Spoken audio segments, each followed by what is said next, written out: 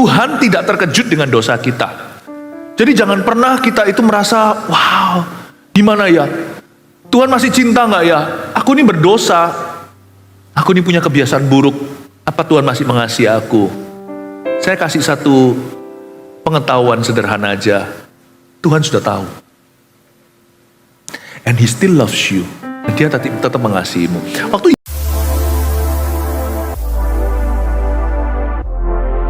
Yesus mati di kayu salib itu, masa Tuhan nggak tahu bibit bobot bebet kita, keturunan Adam dan Hawa? Dia tahu biaknya kita, Dia tahu kelemahan kita, Dia tahu ari-ari kita seberapa panjang Dia yang menenun kita.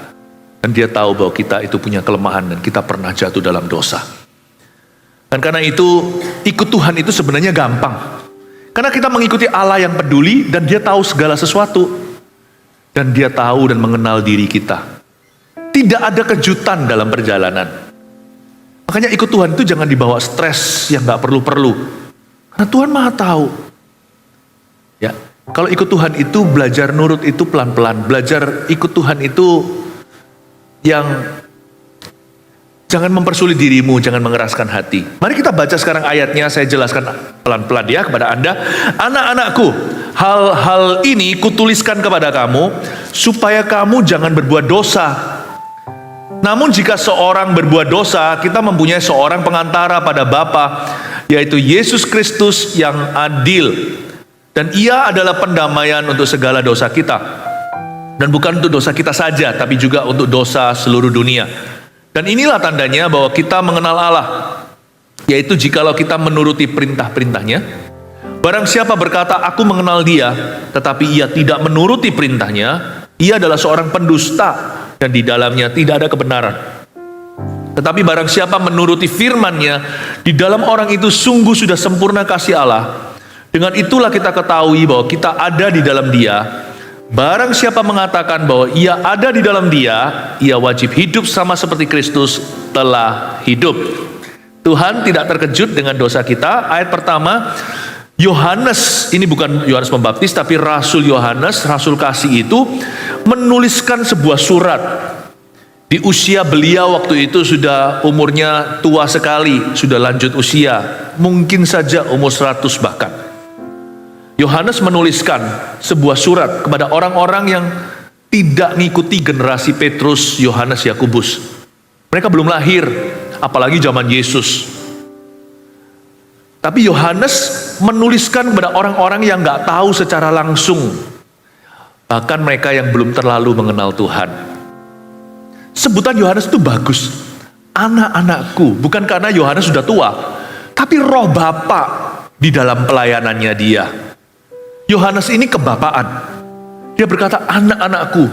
Mungkin di antara orang-orang yang disebut anak-anak itu adalah orang-orang berdosa.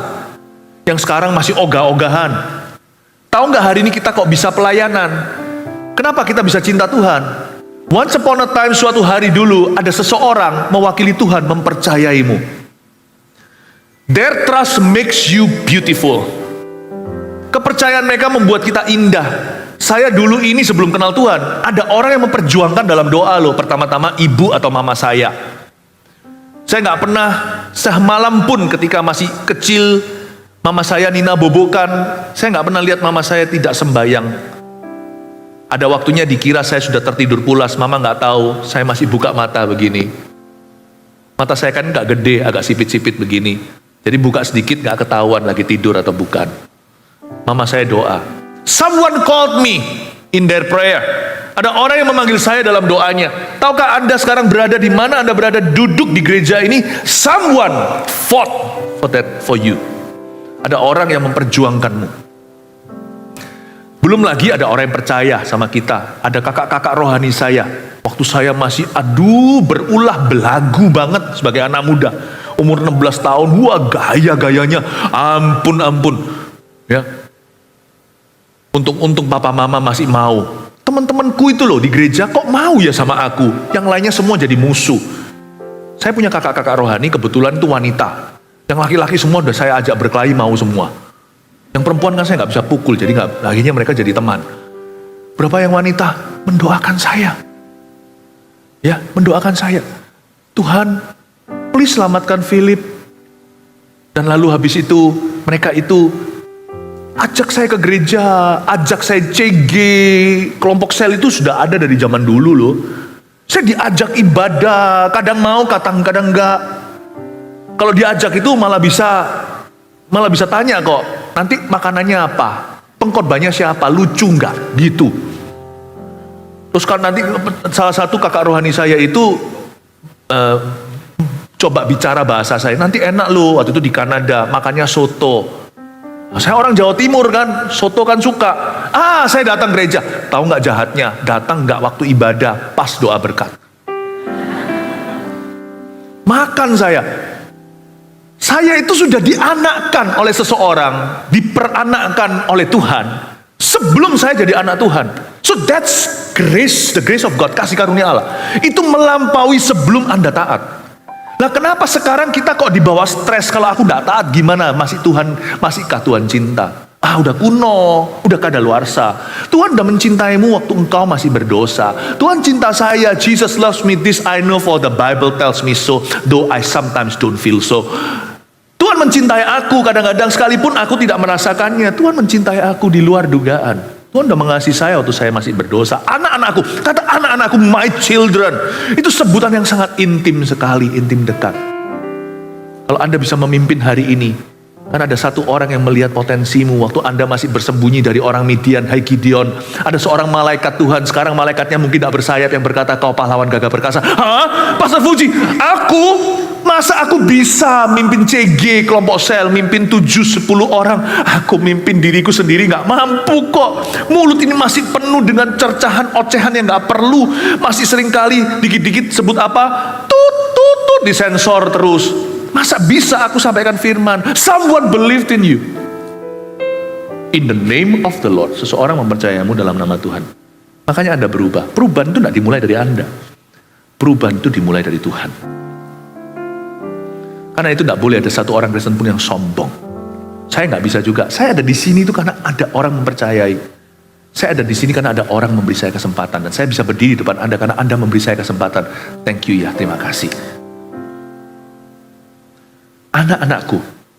Jadi jangan dibawa stres. Jadi anak Tuhan itu paling ringan. Paling enak itu jadi anak Tuhan. Bukan jadi anak Tuhan itu berarti nggak punya masalah. Jadi anak Tuhan itu jadi kaya. Jadi anak Tuhan itu selalu sembuh, selalu sehat. Nggak tentu. Tapi jadi anak Tuhan itu paling enak. Kita nggak berusaha sendiri dan kita bukanlah orang yang berusaha pertama kali. Dan percayalah, kita juga bukan yang terakhir kali. Andai kata Anda jatuh, Tuhan akan mengejarmu. Saya nggak berkata gini, mari kita jatuh. Malah justru mari kita berlari. Kalau kita main basket contohnya, kenapa ya waktu kita latihan itu selalu masuk plus, langsung plus. Itu kayak Pastor Fuji ya kalau main basket ya. Selalu masuk. Kalau kita lihat, kalau saya bermain sama dia, sama Pastor Fuji itu jadi tim yang berlawanan, saya lihat itu bisa khawatir loh. Sekalipun bukan tingginya seperti apa, tapi titis sekali, plus. Bisa lari dulu ya zaman masih muda, before 30. Bisa pegang ring basketnya dulu, dia bisa pegang. Saya bilang, wah khawatir ini kalau jadi lawanku. Tapi waktu main sungguhan, luput terus. Karena tegang lawan saya, dia nggak berani. Ini bully dari mimbar namanya. Kenapa kita waktu latihan bagus, tapi ketika main sungguhan turnamen nggak sebagus itu? Karena kita tegang, nggak tentu menang. Tapi kalau kita tahu dari depan, ini hanyalah pertandingan persaudaraan. Dan ini semua, apalagi kalau kita tahu kita sudah menang. Misalnya kita sudah jauh nih 20 poin ahead. Waduh, apapun masuk, karena kita tidak grogi. Orang Kristen gak boleh grogi. You sudah menang di Kalvari. Kasih tepuk tangan untuk Tuhan Yesus. Saya ngomong gini bukan crazy grace atau kasih karunia gila. Kita jatuh pun tidak akan ditinggal sama Tuhan. Tuhan pasti akan kejar kita. Kalau perlu kita bertobat last minutean. Sebelum kita mati itu, kita hangus pelayanan, tapi tetap jiwa kita akan diperjuangkan. Dengan itu, dengan pengetahuan itu, saya tidak bawa stres hidup saya. I know He takes care of me. He's in control. Tuhan yang pegang kendali. Orang Kristen tidak boleh angkat stres yang tidak perlu. Amin Bapak Ibu. Anak-anakku, saya belum lagi lanjut ke berikutnya. Tuhan tuh gak terkejut sama kita. Nothing will surprise Him on your journey to heaven. Gak ada yang akan mengejutkan Dia. Nah kayak gini kan seharusnya orang Kristen itu paling happy ya di dunia ya. Paling bahagia. Anak-anakku, hal-hal ini kutuliskan kepada kamu. Yang tadi tentang Pastor Fuji, saya cuma bercanda loh ya. Saya bercanda. Pastor Fuji kalau main basket itu luar biasa. Saya pernah sekali main begini, mau shoot gitu, diblok sama dia. Padahal saya jauh lebih tinggi. Memang pendetamu ini orang yang sangat atletis ya. Orang yang sangat rupawan dan penuh dengan urapan. Kasih tepuk tangan, love you. Tapi jangan bilang kalau saya ngalah waktu itu. Anak-anakku, hal-hal ini kutuliskan kepada kamu supaya kamu jangan berbuat dosa. Namun jika seorang berbuat dosa, kita mempunyai seorang pengantara pada Bapa, yaitu Yesus Kristus yang adil. Ini kalau kita notarisan, biasanya kan ada term atau klausalnya gini.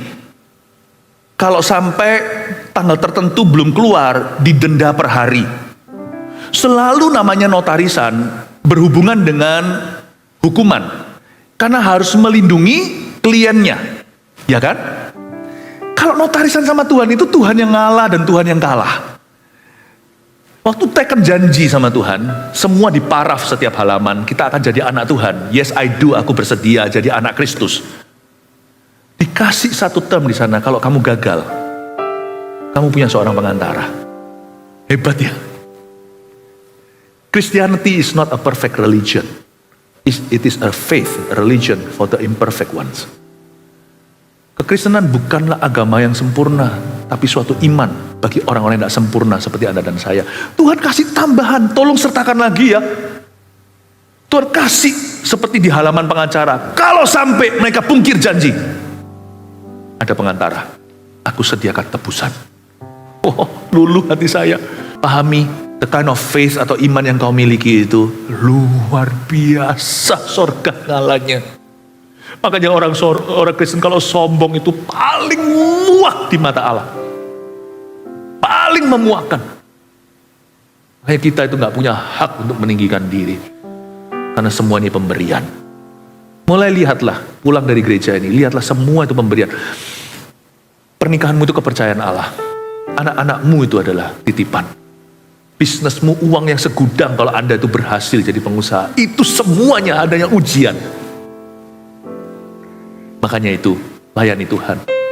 Dan jikalau hari ini ujian kita itu berarti keterpurukan, masalah, bukan keberhasilan, malah sebaliknya.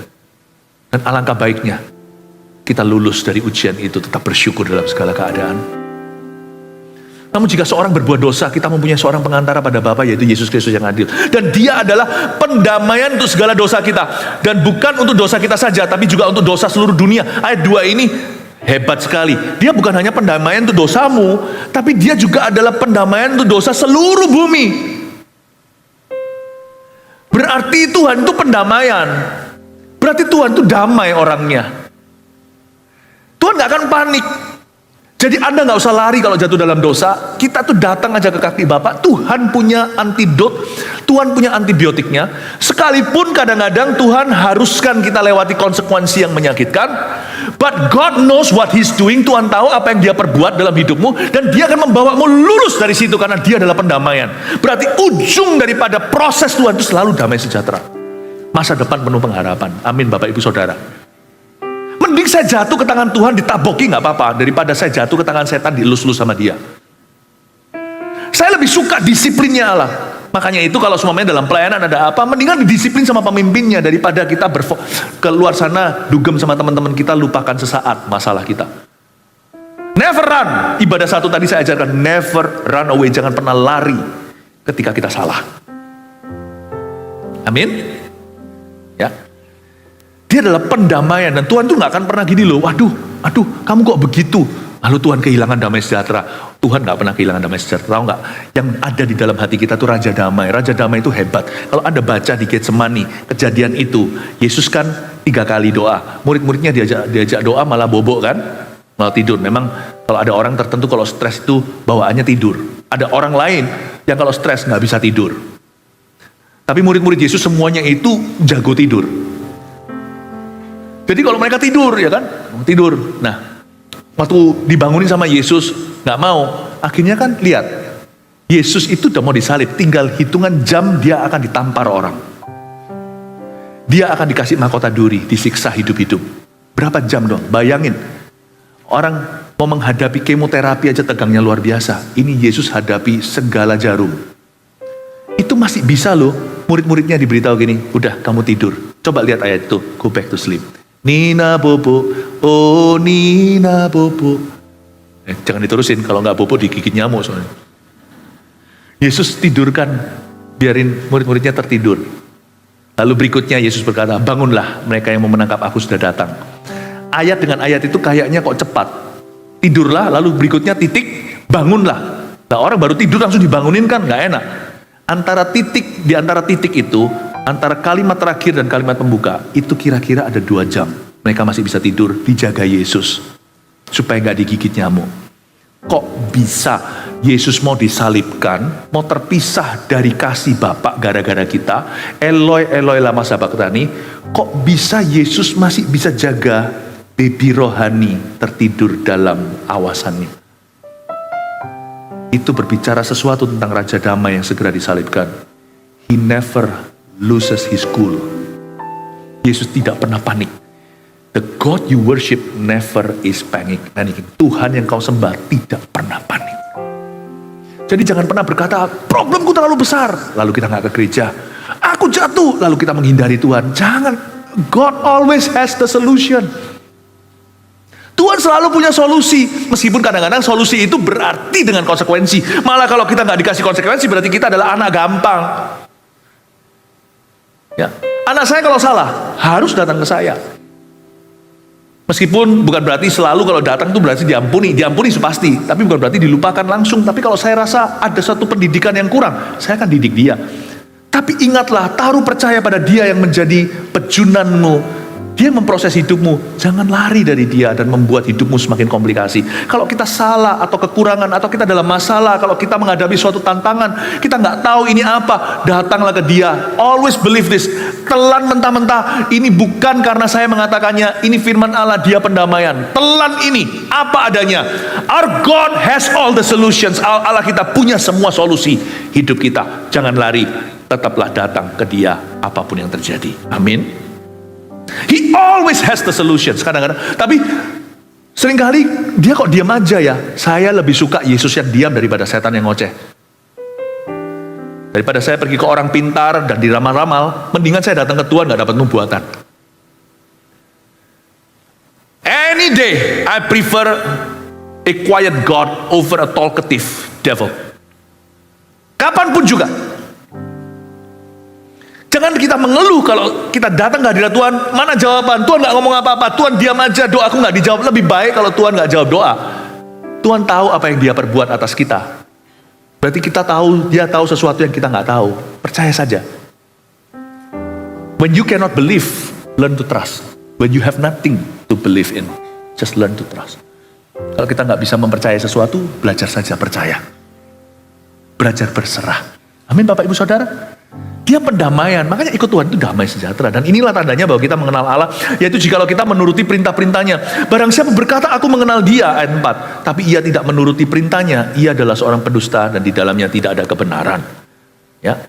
Tapi barang siapa menuruti firman-Nya, di dalam orang itu sungguh sudah sempurna kasih Allah. Dengan itulah kita ketahui bahwa kita ada di dalam dia. Ada kalanya waktu kita nggak tahu apa yang terjadi, kalau ada satu hal itu masih gantung gitu ya dalam doa ya. Pernah nggak kita itu ada satu hal itu gantung dalam doa. Hal ini rasanya belum ada suatu titik terang atau titik cerah. Pernah ya? Setiap kita pasti ada. Ada sesuatu yang kita belum centang di dalam kehidupan iman kita. Dan Tuhan belum bicara ya. Gimana? Tuhan belum angkat bicara. Saya belum dengar apa-apa dan saya belum mengerti. Kalau begitu move on. Jangan ditutup buku. Itu dilipat dulu, kalau itu halaman, itu dilipat dulu untuk nanti kita referensi kembali ke situ. Tapi bacalah halaman berikutnya. Taat itu gak usah menunggu sampai ada jawaban. Taat itu bisa lanjutkan. Kita harus belajar punya satu skill dalam hidup ini, yaitu move on in obedience. Kita harus bisa move on dalam ketaatan. Uang kita dilarikan orang, misalnya. Aduh saya gak tahu, doa-doa juga belum dijawab, nanti gimana kembalinya? Saya sendiri juga harus kembalikan hutang. Piutangku dimakan orang, gimana? Tuduh diri sendiri percuma, nasi udah jadi bubur ya. Udah kita pelajari lain kali lebih smart, lebih pintar gitu. Supaya gak gampang ditipu. Mau marah sama Tuhan, mikir-mikir di gereja dikhotbahin. Apa gunanya? Waktu kita saat teduh juga diajarin. Buat apa sih muring-muring sama Tuhan? Dapat apa? Kalau nggak malahan dapat dosa. Gimana? Ya sudah, try to survive. Kita akan bergumul untuk bisa bertahan. Tapi sementara itu kita punya pilihan. Pilihan berikutnya yang paling immediate atau yang paling darurat apa? Ya kita bekerja besok hari, ya kita banting tulang lagi. Aduh, hati ini harus diseret-seret rasanya, harus ngesot-ngesot di dalam roh. Tadinya aku sudah punya sekian uang, sekarang semuanya raib hilang.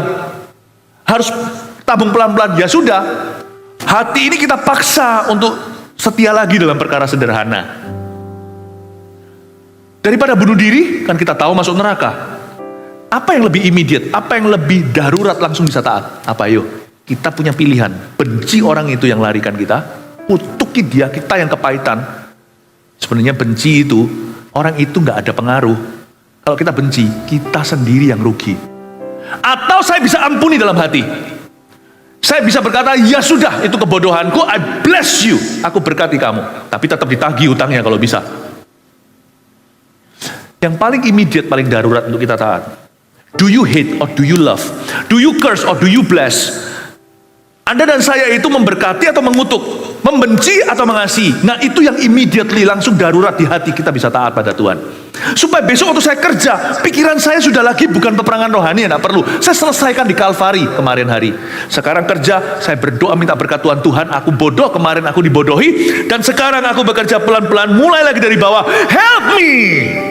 Help me God. Mazmur 127. Jikalau bukan Tuhan yang membangun rumah, sia-sialah orang membangunnya. Jikalau bukan Tuhan yang menjaga kota, sia-sialah orang menjaganya. Jaga kotaku, bangun rumahku. Paham maksud saya ya? Mungkin kita kena kanker, kemoterapi. Doa belum sembuh, ditumpangi tangani berkali-kali. Pendeta mana tidak pernah dicoba? Saya sudah berusaha, nggak bisa. Ya, dicentang dulu. Belum dicentang kan, dilipat dulu halaman. Nanti referensi kembali ke situ. Jangan pupuskan pengharapan. Doa terus minta sama Yesus. Doa kan gak boleh jemu-jemu. Ngetok pintu gak bisa sekali. Siapa orang yang ngetok pintunya begini? Knock. Ketok pintu kan knock. Tapi jangan tunggu Anda sembuh. Ada satu orang CGL kami di Surabaya. CGL atau sudah coach ya? Yang kena kanker lidah. Sudah keroak dalamnya. Dia tetap hari berikutnya CG, dia tetap jadi berkat. Karena sembuh tidak sembuh itu halaman saya memang tekuk lipatan. Tapi melayani Tuhan atau saya menjadikan ini alasan untuk saya meninggalkan Tuhan, itu pilihanku hari berikutnya. Kalau orang percaya, ku tahu rencananya indah bagiku. Gak apa-apa, ada satu hal yang belum dicentang. Tapi saya belajar untuk move on dalam ketaatan. Paham ini Bapak Ibu Saudara? Itu adalah pilihan orang Kristen. Christianity is a conscious choice. Kekristenan itu adalah sebuah pilihan yang kita buat secara sadar. Kekristenan itu bukan kesurupan. Kepenuhan Roh Kudus tidak membuat kita disurupi. Kepenuhan Roh Kudus membuat kita bisa berpikir dengan akal budi yang diperbaharui. We can make conscious choices. Kita bisa membuat keputusan-keputusan di alam sadar. Aku mau memuliakan Tuhan, aku mau mencari kerajaannya dan kebenarannya, maka semuanya akan ditambahkan. Amin, Bapak Ibu Saudara. Siapa diberkati Tuhan? Kasih tepuk tangan untuk Tuhan Yesus. Itu yang dimaksudkan oleh Rasul Yohanes di ayat 6. Barang siapa mengatakan bahwa ia ada di dalam dia, ia wajib hidup sama seperti Kristus telah hidup. Apa sih wajib hidup sama seperti Kristus telah hidup? Apa kita disuruh jalan di atas air? Wah itu saya nggak bisa. Lebih tepatnya buat apa? Dalam konteks kita. Ia wajib hidup sama seperti Kristus. Itu standarnya. Apa ini? Ini spiritnya. In spirit and in truth. Dalam roh dan kebenaran. Yang saya sampaikan tadi itu spiritnya Kristus. Meskipun Kristus tidak kena kanker. Kristus tidak dilarikan uangnya. Tapi spirit Kristus kita jadi tahu. Yang benar yang mana. In spirit and in truth. Ini bukan menyuruh kita kalau kita makan roti dipelah pecah-pecah. Kalau kita makan kalau makan bakmi di sini, bakminya nggak habis-habis. 5 roti 2 ikan. Bukan, wajib hidup sama seperti Kristus itu in His Spirit and in His truth, dalam rohnya dan dalam kebenarannya. Amin. Dan kalau kita mau make conscious choices atau membuat keputusan yang sadar, perintah pertama jadikan target utamamu. Kasih, kasih, hidup dalam kasih, hidup dalam kasih. Kita harus secara consciously atau secara sadar hidup dalam kasih. Karena orang yang hidup dalam kasih, dia akan bebas dari dosa. Karena dosa itu semua ditawarkan. Semua dosa itu digagalkan hanya karena kasih. Coba ya, dosa itu kalau pakai senjata namanya jangan, dia nggak bisa. Jangan mencuri, tambah kepingin nyolong. Jangan berzina, tambah roti curian, manis rasanya. Tapi kalau Anda mengasihi seseorang, Anda tidak akan curi barangnya itu. Bahkan dikasih uang sama orang itu seperti seorang papa mama dikasih uang sama anaknya, nggak mau ngerepoti keluarganya. Padahal anaknya juga bekerja keras, dia selalu akan diam untuk kebutuhannya. Kalau orang itu mengasihi seseorang, dia tidak akan mengingini materinya. Otomatis colong-colongan tidak ada. Tidak ada kan namanya orang mengkorupsi dari uangnya sendiri, kan korupsi uang orang lain. Karena manusia notabene mencintai dirinya. Makanya Tuhan itu pintar waktu memberikan perintah. Kasihlah sesamamu manusia seperti dirimu sendiri. Coba bayangkan. Kalau kita itu pakai kasih, banyak kebiasaan buruk akan hilang. Jangan membunuh, jangan berzina, semuanya itu akan kalahkan. Jadi rahasia orang Kristen untuk menang dari segala dosanya, itu bukan menang terhadap dosanya, tapi perbesar kasihnya. Perbesar kasihnya. Supaya kita nggak injury kakinya, perbesar otot pahanya, hamstringnya, betisnya. Kuatkan, supaya nggak dikit-dikit kesleo. Kuatkan itu. Bapak ibu saudara sama, hari ini Tuhan memberi kita hikmat. Tuhan yang tidak pernah terkejut dengan dosa kita, Dia mengajarkan kepada kita rahasia kemenangan orang Kristen. Rahasia damai sejahtera terletak pada kasih. Perintah yang baru. Saudara-saudara yang kekasih ayat 7. Bukan perintah baru yang kutuliskan kepada kamu, melainkan perintah lama yang telah ada padamu dari mulanya. Perintah lama itu ialah firman yang telah kamu dengar. Tunggu ya, ayat 7. Saya kasih bocoran. Perintah ini adalah kasihilah sesamamu manusia. Ternyata di ayat 7 Yohanes mengatakan itu perintah lama. Karena perintah kasih ini atau kasihilah sesamamu adalah perintah yang sangat jadul, yang sangat lama. Dia sudah ada sejak Tuhan menurunkan 10 perintah Allah di Gunung Sinai lewat Musa. Love thy God, kasihilah Tuhan Allahmu, kasihilah sesamamu. Jangan membunuh, jangan mencuri, jangan berzina, jangan mengingini. Dari perintah Allah yang lama, jadi kita tahu nih usianya. Perintah kasih itu sudah sejak purbakala. Tapi anehnya di ayat 8, mari kita baca. Namun perintah baru juga yang kutuliskan kepada kamu, telah ternyata benar di dalam Dia dan di dalam kamu. Sebab kegelapan sedang lenyap dan terang yang benar telah bercahaya. Ayat 8 kok disebut perintah baru? Ya, kalau orang Jawa Tengah berkata gini, piye ini? Gimana toh? Katanya perintah lama, kok sekarang perintah baru? Yang benar mana? Baru atau lama? Dua-dua. Perintah kasih mengasihi sesamamu itu adalah perintah yang lama. Tapi waktu Yesus datang, perintah itu diperbaharui. Dengan caranya Yesus mempraktekkannya secara luar biasa, membuat semua yang pernah dipraktekkan di zaman perjanjian lama itu gak ada apa-apanya. Makanya perintah kasih ini adalah perintah yang baru, grace. Sekalipun sudah ada di Alkitab, waktu itu sampai ke kehidupan kita, itu jadi perintah baru. Karena cara Anda mengasihi seseorang, cara Anda mengasihi seseorang, cara orang lain mengasihi lagi beda-beda, karena konteksnya nggak sama. Kasih yang saya praktekkan dalam hidup saya nggak relevan buat Anda. Nggak relevan. Karena saya tidak dibully oleh pasangan saya. Tapi di keluarga yang lain yang mengalami kekerasan dalam rumah tangga, kasih itu seperti air. Kalau taruh gelas jadi gelas, kalau taruh botol jadi botol. Tapi unsurnya sama, membuat basah. Kasih di dalam kehidupan setiap kita itu gak bisa teori. Anda gak bisa lihat di orang lain, Anda terapkan. Anda harus terapkan sendiri. Karena konteks kita berbeda. Perintah ini perintah lama. Perintah ini perintah yang umum di dalam Alkitab atau firman Allah. Tetapi prakteknya sendiri-sendiri, saudara. Nah, Tuhan akan mengadili kita, menghakimi kita sesuatu hari sesuai dengan standar kasih. Aku lo telanjang, kamu gak kasih aku pakaian. Aku lo lapar, mana makanan. Aku di penjara, kapan kau kunjungi? Kayak umum ya. Tapi gak semuanya itu sama. Karena mungkin di kota tertentu kita gak lihat orang kelaparan. Kita gak lihat orang kelaparan.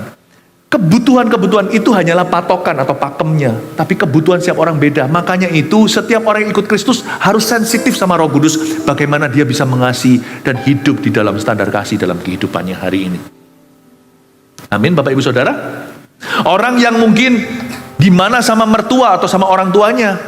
Beda dengan kasih di antara persaudaraan. Kakak adik yang suka berantem. Beda-beda. Terapkan. Tapi standar Tuhan sama bagi setiap kita.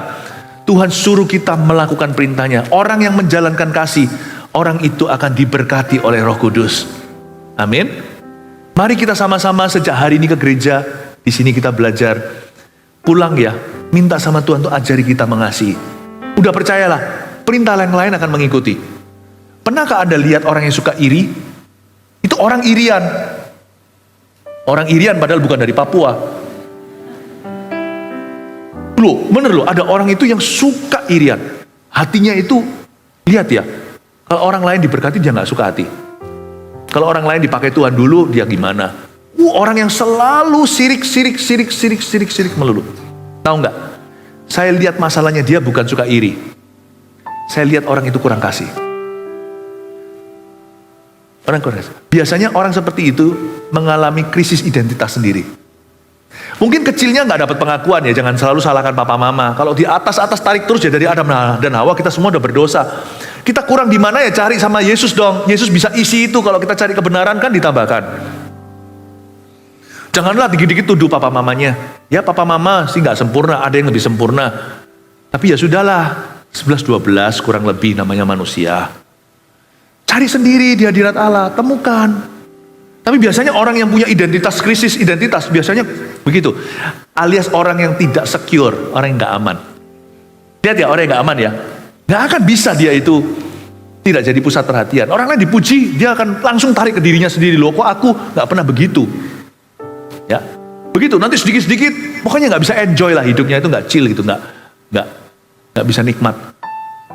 Nah, orang yang seperti ini tuh biasanya nanti kalau kelihatan orang lain diberkati, dia akan cercah. Gitu aja, kaya, sosok. Padahal sebenarnya dalam hati, aku ya mau.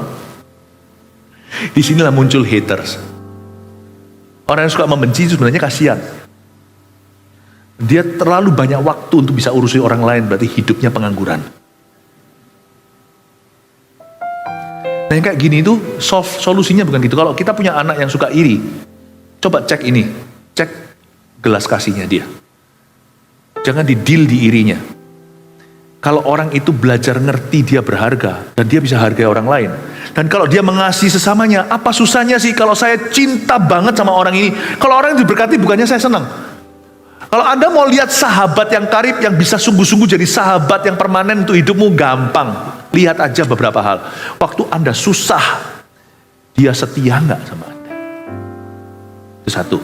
Dan waktu Anda diberkati, dia happy nggak? Kalau ada satu orang lihat Anda diberkati, dia happy, kayak dia yang diberkati.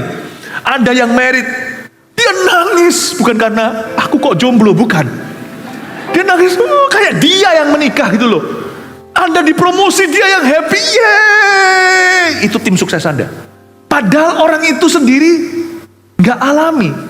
Kadang-kadang kita garu-garu kepala, kok dia lebih happy dari orang yang alami sendiri. Itu ya orang kayak gitu, don't lose that person.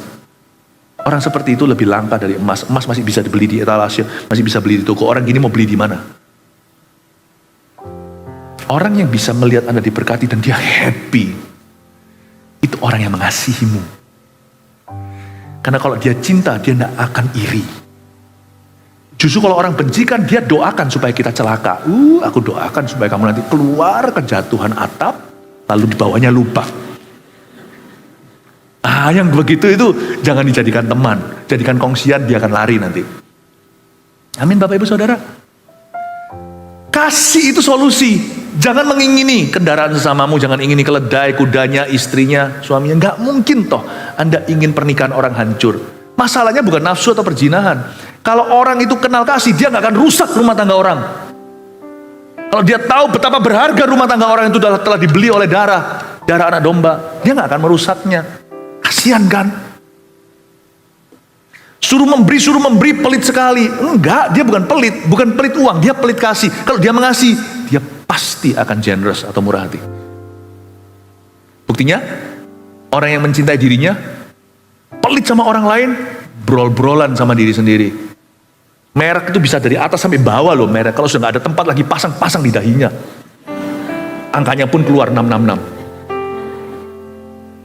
Dipasang di sini semuanya, habis semuanya. Mana lagi berlian? Taruh di sini berliannya, di beber 5. Tapi kalau sama orang lain, ampun, tukang sayur aja ditawar. 5.000, aduh Pak, 5.000, nggak bisa 5.000, ayo. Kayak orang lelang gitu, ayo, take 1, 2, 3. But if you don't love yourself first, you'll be generous. Amin Bapak Ibu Saudara? Amin ya. Barang siapa, kita lihat sekarang ayat yang ke-9. Barang siapa berkata bahwa ia berada dalam terang, tapi ia membenci saudaranya, ia berada dalam gelap sama seperti sekarang. Ternyata dosa benci itu ngeri. Kalau dosa yang lain itu hanya jatuh. Tapi dosa membenci itu disamakan dengan orang itu berarti masih belum selamat. Bahaya loh. Jangan kepahitan. Jangan undermine. Sekarang saya ngerti kalau orang kepahitan kenapa bisa kesurupan. Gak semua. Tapi saya melihat sebagai hamba Tuhan berkali-kali melayani. Pelayanan kelepasan yang semuanya dasarnya adalah kepahitan. Why? Kenapa orang kepahitan itu bisa kesurupan setan? Karena dosa membenci ini bukan dosa terbesar. Tapi dosa membenci ini adalah dosa status. Orang yang melakukannya, kelihatan identitasnya. Dia masih dalam gelap. Wow. Jadi harus hati-hati ya. Jaga hatimu dari kepahitan. Karena di dunia ini kita mau tidak mau pasti akan dirugikan. Jadi jagalah hatimu. Hati itu harus manis. Orang Kristen tadi pagi saya ajarkan harus terang semua. Dan orang Kristen harus manis hatinya seperti Yusuf di perjanjian lama. Barang siapa berkata bahwa ayat 10. Barang siapa mengasihi saudaranya, ia tetap berada dalam terang, dan di dalam dia tidak ada penyesatan. Tetapi barang siapa membenci saudaranya, ia berada di dalam kegelapan, dan hidup di dalam kegelapan. Ia tidak tahu kemana ia pergi, karena kegelapan itu telah membutakan matanya.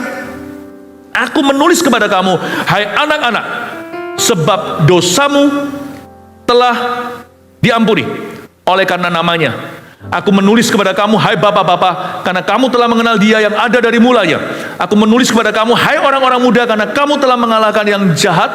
Aku menulis kepada kamu, hai anak-anak, karena kamu mengenal Bapa. Aku menulis kepada kamu, hai bapak-bapak, karena kamu mengenal dia yang ada dari mulanya. Aku menulis kepada kamu, hai orang-orang muda, karena kamu kuat, dan firman Allah diam di dalam kamu, dan kamu telah mengalahkan yang jahat. Wow, ini perlu dijelaskan. Ada 3 dimensi. Dimensi anak kecil, dimensi anak remaja, dimensi orang dewasa. Ini ada pedang bermata 2. Yang satu bicara tentang usia rohani seseorang, apa yang menjadi ekspektasi setiap level itu, dan apa yang harus dipersiapkan. Yang kedua juga bicara tentang gimana kita mendidik anak. Di usia tertentu, apa yang paling penting dalam hidupnya? Jangan sampai salah ya. Kalau Anda baca obat-obatan itu, untuk anak umur sekian, 1 pil saja. Anak orang dewasa bisa minum 2 pil 3 kali sehari. Harus dibaca itu dosisnya. Banyak orang itu salah. Sama anak kecil, gak persis tepat tulnya. Sama orang besar, salah kaprah. Nah ini saya jelaskan. Gak hanya itu, tapi kita juga bisa mengerti sifat dosa kita itu seperti apa. Jangan-jangan sifat dosa kita itulah yang nanti akan menuntun kita ke antikristus. Janganlah kamu mengasihi dunia dan apa yang ada di dalamnya, ayat 15. Jikalau orang mengasihi dunia, maka kasih akan Bapa tidak akan ada dalam orang itu. Sebab semua yang ada di dalam dunia yaitu keinginan daging, dan keinginan mata, serta keinginan hidup, bukankah itu berasal dari Bapa? Bukanlah berasal dari Bapa, melainkan dari dunia. Dan dunia ini sedang lenyap dengan keinginannya. Tetapi orang yang melakukan kehendak Allah tetap hidup selama-lamanya. Saya kasih 3 poin sederhana seperti saat teduh, dan 3 poin ekstra, oke? 3 poin pertama itu tentang usia-usia tadi. Usia anak, usia remaja, usia dewasa. Anda kalau mau catat, biasakan mencatat khotbah. Ya, ambil HP-nya juga nggak apa-apa, asal bukan buat untuk ngecek-ngecek yang lainnya. Lalu nanti saya juga akan berikan 3 poin ini. Ini loh, ruang-ruang gelap di hati kita itu loh. And God is not surprised loh. Di sini itu kita punya sifat itu sudah sangat mudah terprediksi atau ditebak. Ya, yang namanya keinginan daging, keinginan mata, dan keangkuhan hidup. Udah ya? Catat 1, 2, 3, catat di sini.